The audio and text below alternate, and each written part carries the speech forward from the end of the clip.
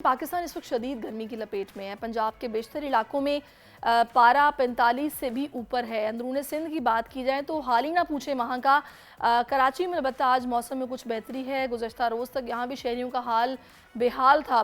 गर्मी की शदीद लहर मौसम तब्दीलियों का पेश खैमा है, जिसका हल सिर्फ़ और सिर्फ दरख्त लगाना है। आज हम आपको एक ऐसी ही दो अशखास से मिलवाने जा रहे हैं जिन्होंने कराची को सरसब्ज बनाने का बेड़ा उठाया है। ताहिर अंसारी और मुराद सोनी, ये दो शख्सियात ये काम कर रही हैं।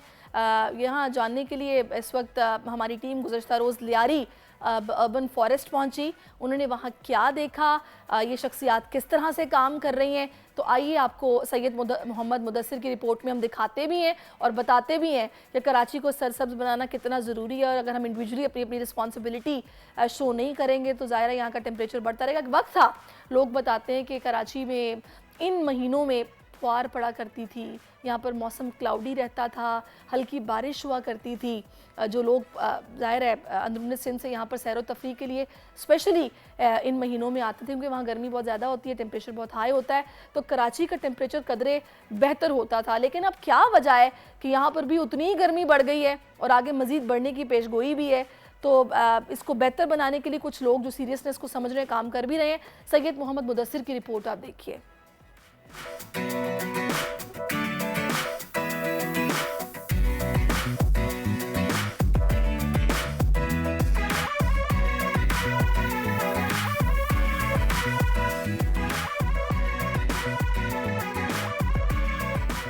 कराची में इन दिनों बला की गर्मी पड़ रही है और हम सब जानते हैं कि इस गर्मी का हल है सिर्फ दरख्त लगाना।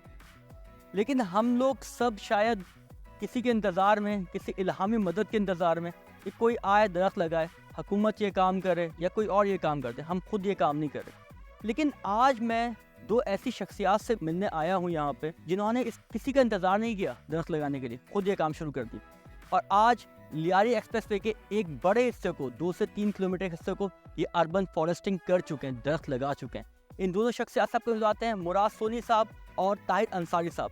आइए मिलते हैं उनसे और उनसे जानते हैं काम उन्होंने किस तरह किया और इस काम को किस तरह आगे लेके जाने वाले हैं। चलते हैं। सलाम मुराद सोनी साहब, सलाम सर, कैसे हैं सर? कैसे हैं आप? ठीक है सर, अल्लाह का शुक्र है। सर सलाम ताहिर साहब, कैसे हैं आप? अच्छा, ताहिर अंसारी साहब अल खैर ट्रस्ट के चेयरमैन हैं। इन लोगों ने ये लियारी अर्बन फॉरेस्टिंग के प्रोजेक्ट का इनिशिएटिव लिया और सोनी साहब को तो हम सब जानते ही हैं, केपीसी के रोए रवा हैं। और सोनी साहब के आने के बाद इस जो प्रोजेक्ट था उसको तेज़ी आई है, क्योंकि सोनी साहब ने पौधे प्रोवाइड कर रहे हैं और यहाँ पौधे लगाने का काम जो है वो ताहिर साहब कर रहे हैं। तो पहले ताहिर साहब से शुरू करते हैं। ताहिर साहब, कैसे ख्याल आया इस प्रोजेक्ट को शुरू करने का, मकसद क्या था? बिस्मिल्लाहिर्रहमानिर्रहीम। ये बिल्कुल चटल मैदान थी, यहाँ कचरे भरे हुए थे, या दुनिया की कचरे भरे हुए थे, टनों हज़ारों टन कचरे पड़े हुए थे। आप तस्वीर नहीं कर सकते। ये 18 महीने पहले की पोटीज अगर मैं यहाँ की आपको दिखा दूँ तो आपकी सोच भी नहीं सकेंगे कि वो यहाँ का पोटीज है। यहाँ पे कचरे मसरों, ये पिरामिड लेवलिंग किया यहाँ पे। अच्छा, लियारी एक्सप्रेसवे का जो एग्ज़िट पॉइंट है माड़ीपुर, अगर वहाँ से खड़े होकर देखें तो आपको पूरा यहाँ से जंगल नज़र आएगा और आपको समझ आएगा कितने पौधे यहाँ लगाए जा चुके हैं। तकरीबन 1 से 2 किलोमीटर तक यहाँ पे दरख्त लगाए जा चुके हैं। और इसका क्रेडिट ताहिर साहब को जाता है, लेकिन साथ में सोनी साहब को भी जाता है। सोनी साहब, आपने दरख्त प्रोवाइड किए हैं, तो सबसे पहले तो सोनी साहब ये बताइएगा कि जब भी हम किसी NGO को फंड देने की बात करते हैं तो ट्रस्ट इशूज़ बढ़े, क्योंकि कराची में आपको पता है आधी NGO से धंधा बना लिया, इस चीज़ को खिदमत को धंधा बना लिया। तो इसका तो बताइएगा कि जब आपके पास ये लोग आए तो ट्रस्ट का कितना इशू था, फिर आपने कैसे भरोसा किया और फिर कैसे ये सब सिलसिला शुरू हुआ? थोड़ा चलते हुए देखते हुए बात करते हैं, दिखाएं थोड़ा सा चलते हुए। देखिए, हमारा एक सिंपल सा फार्मूला है। हम बोलते हैं कि दरख्त हम दे रहे हैं आपको, इसको पानी और देखभाल आप करेंगे। तो ये हमारा एक फार्मूला था। जब हमने इनसे एक MOU साइन किया, हम इस ग्राउंड पे आए, ताहिर साहब से हमारी बात हुई, तो हमने मेरे ख्याल फर्स्ट डे हमने इनसे MOU साइन कर लिया। हम जब यहाँ पर आए तो हमने इनको कहा है, हमने इनको ऑफ़र किए कि हम इनको 1 लाख दरख्त है वो हम खुद ही पूरा करके दे देंगे। असल में दरख्त देने से ज़्यादा जो काम है वो अल खैर वाले जो कर रहे हैं कि यानी इसके पूरे को मेंटेन करना, फिर इसके खाद मिट्टी, फिर इसकी सफाई, तो कचरे का गढ़ था। 16 किलोमीटर का है ये पूरा लियारी एक्सप्रेसवे। तो 16 किलोमीटर पे कब तक पूरा हम ये कह सकते हैं कि पौधे लग जाएंगे, जंगल आबाद हो जाएगा? सर देखिए, आगे आगे जाके जितनी मुश्किलात हल हो रही है, लेकिन मुझे ऐसा लगता है कि हमें एक पूरा साल लगेगा, ये वाला साल और शायद अगले वाला साल। इसके बाद जाके हम उस तक पहुँच जाएंगे इंशाल्लाह। हमारा टारगेट है। अच्छा चलें सोनी साहब थोड़ा सा और आगे देखते हैं कौन कौन से पौधे दरख्त लगाए हैं यहाँ पे और कुछ बात करते हैं आज।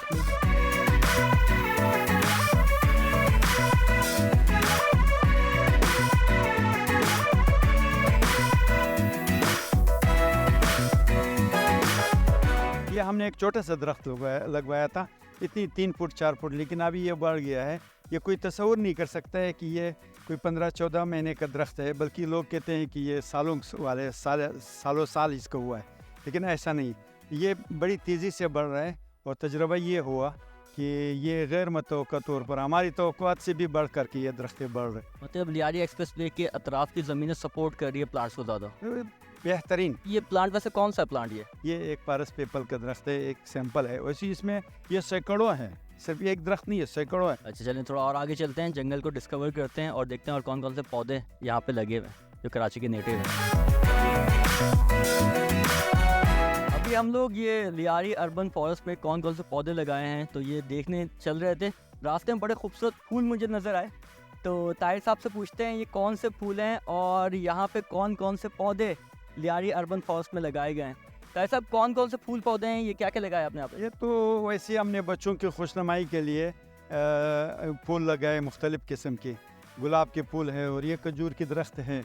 इसके अलावा जो है ना यहाँ पे 22 अक़साम के हमने दरख्त लगवाए हैं और टोटल लोकल पाकिस्तानी पौधे हमने लगवाए हैं। अच्छा आपने पाकिस्तानी पौधों की बात की, मगर हर शहर के कुछ अपने नेटिव पौधे होते हैं। प्लांटेशन में सबसे इम्पोर्टेंट चीज़ है, सबसे ज़्यादा ख्याल जो रखना पड़ता है कि आप उसी इलाके के पौधे लगाएं ताकि माहौल को बेहतर बनाया जा सके, वरना नुकसान होता है माहौल को।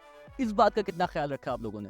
इसका बाकायदे तौर पर हमारे पास PhD माहिर माहौलियात है डॉक्टर कंवल साहिबा, वो बाकायदा इसका निगरानी कर रहे हैं। एक एक पौधा उनके मशवरे से हम लगवा रहे हैं और ये कुदरती तौर पर बात ही कि कराची में अल्हम्दुलिल्लाह जो पौधे हमने लगाए वो कराची की माहौल को बिल्कुल एक्सेप्ट कर रहे हैं। सोनी साहब तो ये कितना आपको लग रहा है क्लाइमेट के लिए कितना बेहतर होगा ये जो हम दरख्त लग रहे हैं, इससे मौसम बेहतर हो रहा है, तो आने वाले दिनों में जब ये पूरा प्रोजेक्ट कंप्लीट हो जाएगा क्लाइमेट में कितनी बेहतरी देख रहे हैं आप? देखिए एक वाज़ेह फ़र्क होगा। जिस तरह अभी हम बात कर रहे थे, तो कराची के जो सौगात हैं, जो कराची के दरख्त हैं, जिस तरह नीम है, गुलमोहर है, मोरिंगा है, सुखचैन है, लाल बादाम है, फ्रूट में जामुन है, जंगल जलेबी है, ये वो दरख्त हैं जो इस कराची के दरख्त हैं। 2 साल अगर आपने इसको संभाल लिया ना, ये जंगल बन जाएगा। दरख्त लगाना सदका जारिया है, लेकिन जो हालात बन चुके हैं, जिस तरह माहौलियाती तब्दीली हमें नज़र आ रही है, अब ये दरख्त लगाना हम सबका फ़र्ज़ बन चुका है। ये सदका हम सब पे फ़र्ज़ है। सोनी साहब और ताहिर साहब हमारे लिए मिसाल हैं, लेकिन सिर्फ सोनी साहब और ताहिर साहब अकेले ये काम अंजाम नहीं दे सकते, हमें इनका हाथ बढ़ाना पड़ेगा, हम सबको ये फ़र्ज़ निभाना पड़ेगा। इसी पैगाम के साथ आज के सेगमेंट का काम करते हैं और चलते हैं स्टूडियो पर जाने। जी सरिश। बहुत खूब, और ये वाकई कराची की माहौलियात के लिए गेम चेंजर साबित होगा अगर वाकई इन्होंने जो सोनी साहब ने बताया कि 2 साल अगर इनको संभाल लिया तो ये जंगल बन जाएगा। तो हमें भी कोशिश करनी चाहिए, ठीक है हम इस तरह इतने बड़े बड़े जंगल तो नहीं उगा सकते, लेकिन एटलीस्ट अपने घरों की क्यारियों में, अपने घरों के बाहर हमें चाहिए कि हम छोटे छोटे दरख्त लगाएं ताकि वो साल 2 साल थोड़ा सा उनकी खिदमत कर लेंगे, उनको पानी देंगे तो वो ज़ाहिर है आपको छाँव देंगे। तो ये बड़ा ज़रूरी है माहौल को साफ़ सुथरा रखने के लिए, टेम्परेचर को थोड़ा कराची के डाउन करने के लिए। तो हम सबको फ़र्दन फ़र्दन अपनी ये ज़िम्मेदारी पूरी करनी पड़ेगी, तभी जाकर चीज़ें बेहतर होंगी। सब्सक्राइब करें और बेल दबाएं ताकि कोई खबर रह न जाए।